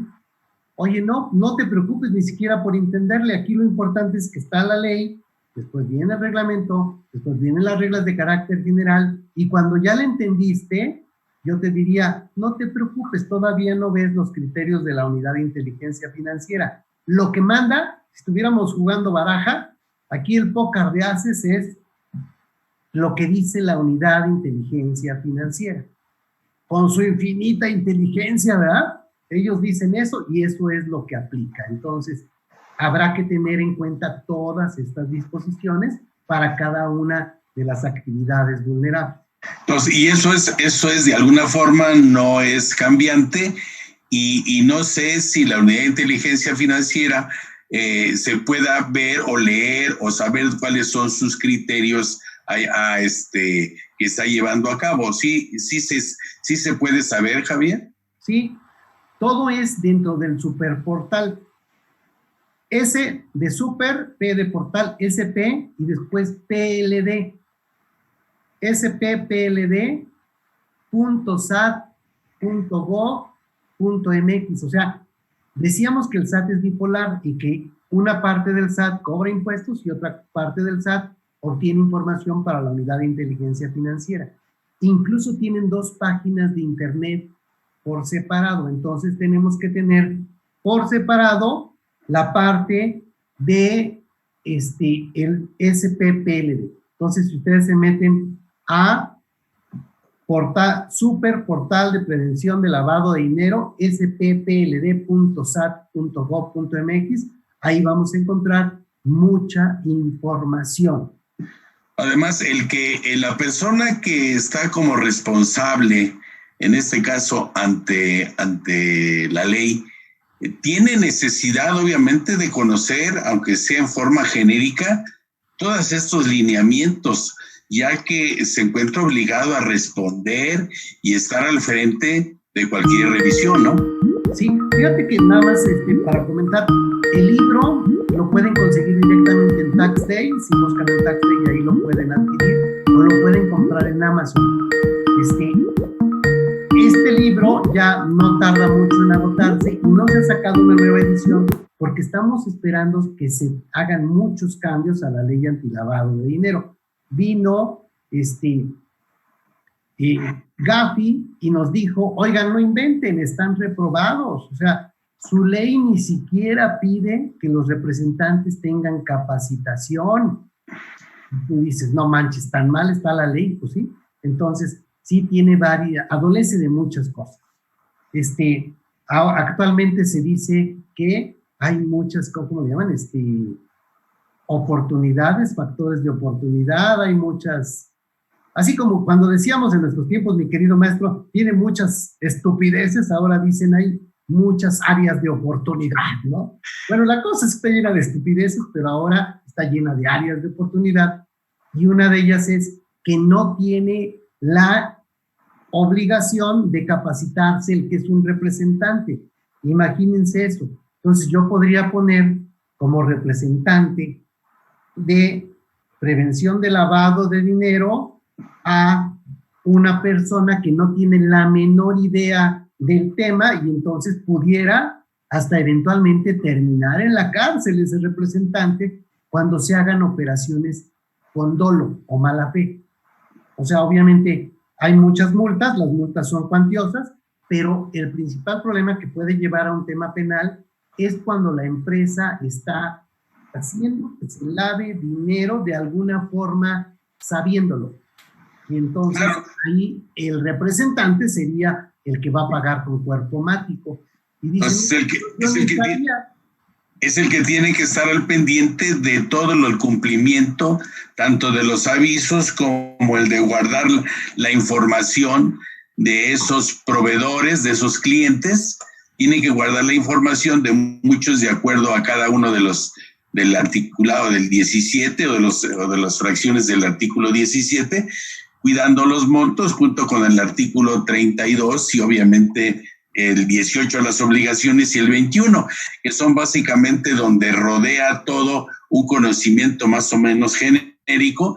Pero yo he tenido oportunidad, porque tú me hiciste el favor de regalarme tu libro, que la verdad si necesito saber algo más o menos y que pueda yo redondear con un reglamento, con un criterio, con algo, pues sí me ha ayudado. Y te quiero decir una cosa, no es fácil si no te metes a estudiarlo. Siempre tienes que tener una persona que te haga el favor de guiarte, ¿no?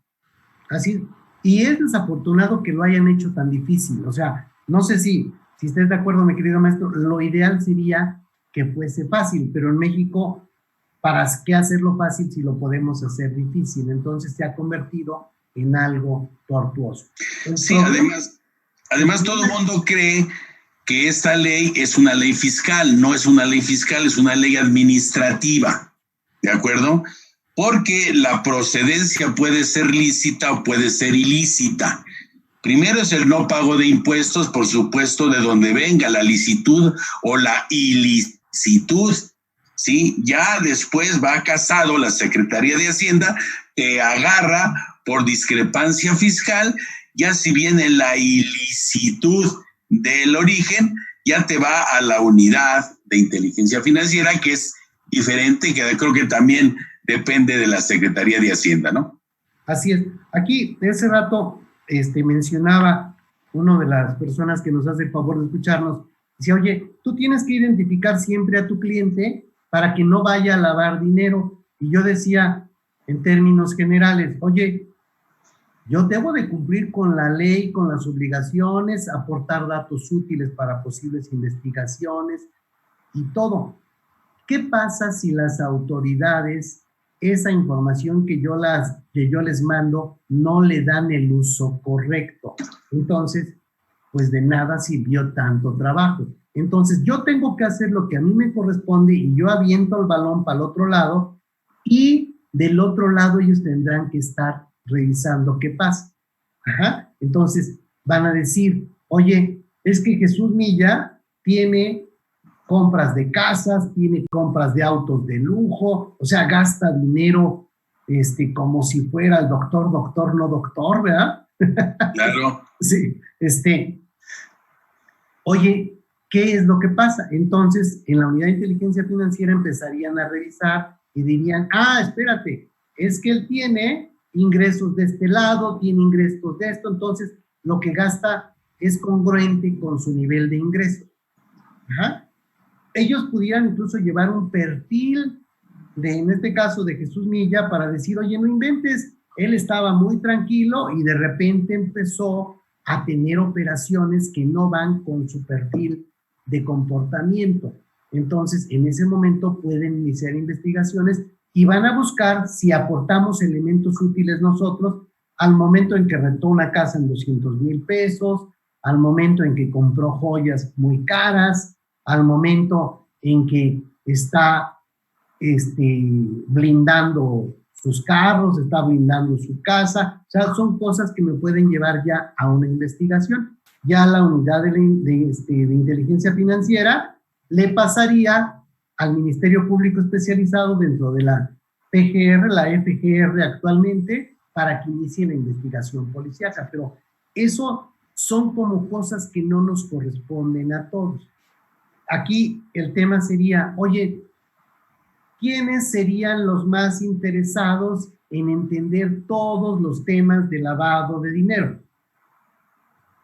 Obviamente los que lavan dinero, evidentemente, ¿no? O sea, suena hasta un poco risible, pero evidentemente alguien que sea un delincuente que está dedicado a cuestiones ilícitas van a tener mucho interés en conocer todos los vericuetos de las disposiciones legales. Entonces, sí, para estar, obviamente ubicarse, como tú dices, el conocimiento hace de estar o no estar en el objeto de la ley, y entonces puede pulverizar la operación, bueno, pero que de alguna forma existe en el artículo 32 cierto tiempo y cierto límite de hacer, y que la unidad se encargaría de unir a esa persona con ese tipo de situaciones, ¿no? Porque eso es algo que a nosotros como contadores nos preocupa también, porque en el caso de prestación de servicios como nosotros, con los contadores o abogados, ¿cuál sería la parte más importante de cuidado, Javier? Fíjate que es buena pregunta. Nosotros en el año 2016, como país, hicimos un análisis de los riesgos que tenemos, de los riesgos de lavado de lavado de dinero. Está la parte de entidades financieras y está la parte de actividades vulnerables. Entonces está en rojo, en amarillo o en verde. Los que están en rojo son la parte de préstamos. Ahí puede ser que haya problemas con lavado de dinero, en compraventa de inmuebles y en comercialización de vehículos. Esas tres actividades vulnerables son las que tienen mayor riesgo de estarse utilizando para lavado de dinero. Ahora, en amarillo, que digamos que sería el siguiente escalón, están los juegos con apuesta y concurso, la parte de tarjetas de servicio, de crédito prepagadas, la parte de joyería y la parte de comercialización de obras de arte. Las demás, incluyendo prestación de servicios, no están ni en amarillo ni en rojo. O sea, no se consideran realmente de alto riesgo. Por supuesto, yo tendré que revisar dentro de mi negocio, con un análisis de riesgo, cómo me podrían utilizar a mí para lavar dinero. Entonces, ese sería un tema que yo debiera estar cuidando constantemente, pero no es nada sencillo. O sea, el que se dedica a lavar dinero siempre va a estar buscando las formas de brincar todas las disposiciones, de estar 2 pasos adelante. O como representante, ¿no? Representante de una empresa que haga esas operaciones, entonces ya recae en el asesor, en el contador, en el abogado, inclusive hasta en el representante legal, ¿no? Pues sí, pero si una empresa está haciendo, es una empresa pecadora, ¿verdad?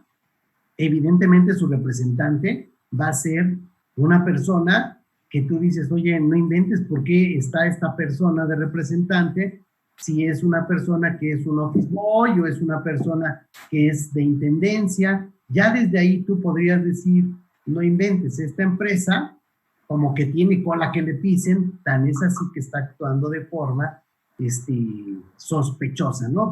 Te activa el sospechosismo, y eso se entiende que dentro de las propias unidades de inteligencia financiera debieran estarlo revisando, captando. Germán, ¿tenemos otras preguntas ahí en el chat de aquí de la Cámara? Sí, mi querido maestro Jesús, otra pregunta de Gabriela Luz Gaviño, son de redes sociales. Si la empresa necesita financiamiento y el socio capitalista realiza préstamos a la misma y rebasa el límite de la ley antilavado, ¿debo informar? Y preguntan también en dónde se pueden encontrar las características y contenido que debe tener los manuales para el cumplimiento de la ley.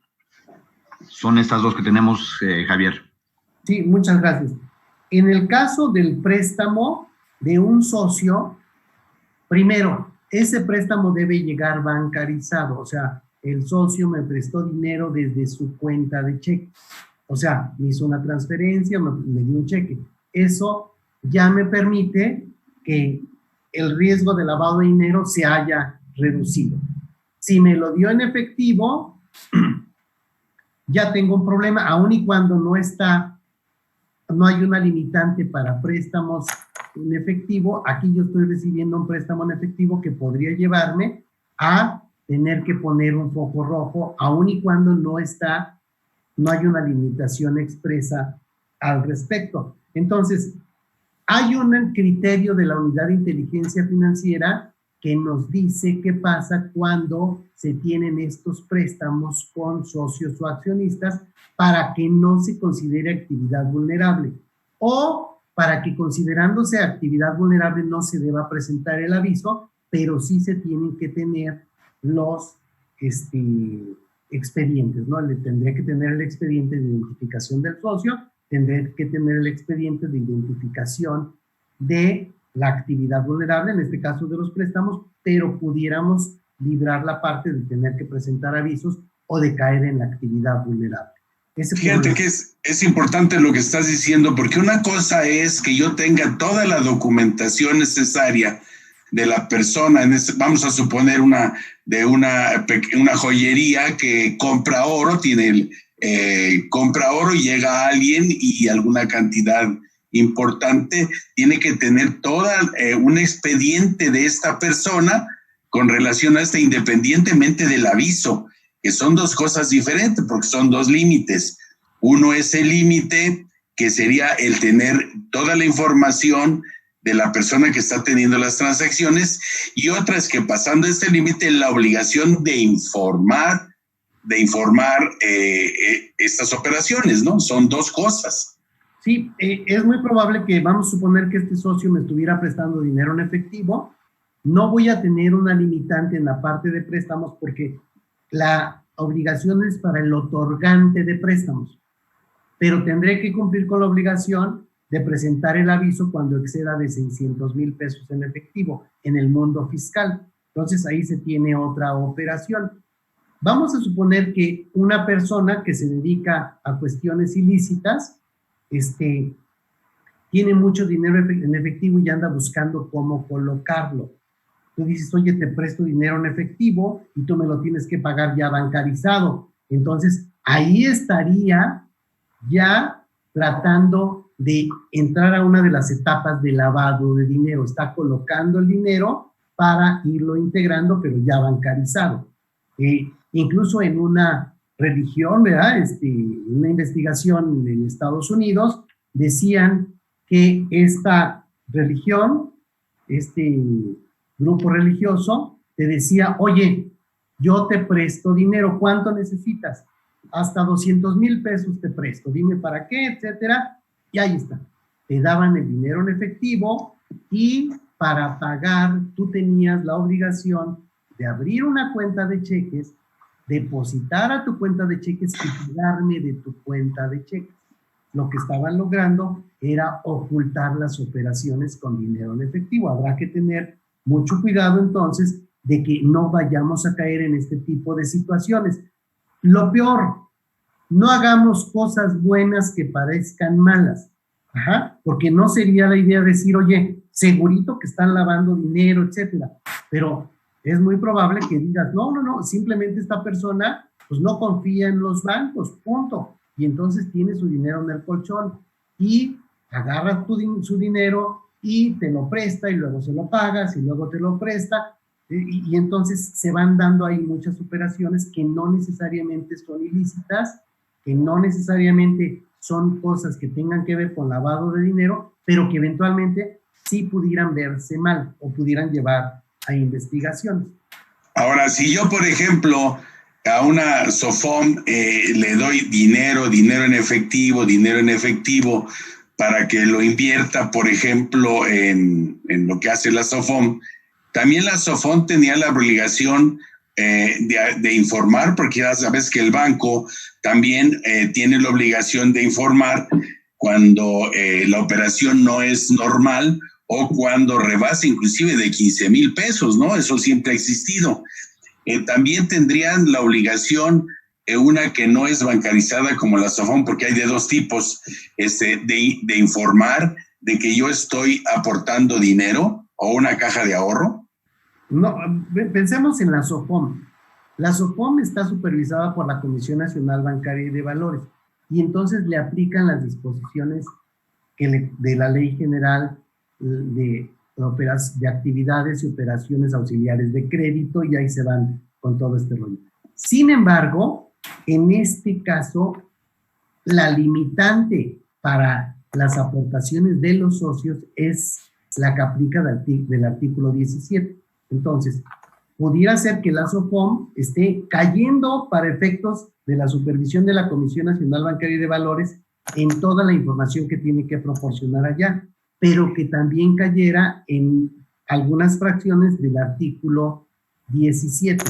Entonces, la limitante para las aportaciones de los socios es la misma, no puede ser en efectivo, arriba de los 271,000 pesos, no puede ser que estas operaciones se puedan estar jugando para colocar dinero sucio. O sea, decían nada más algo que se habla mucho en el mundo del lavado de dinero.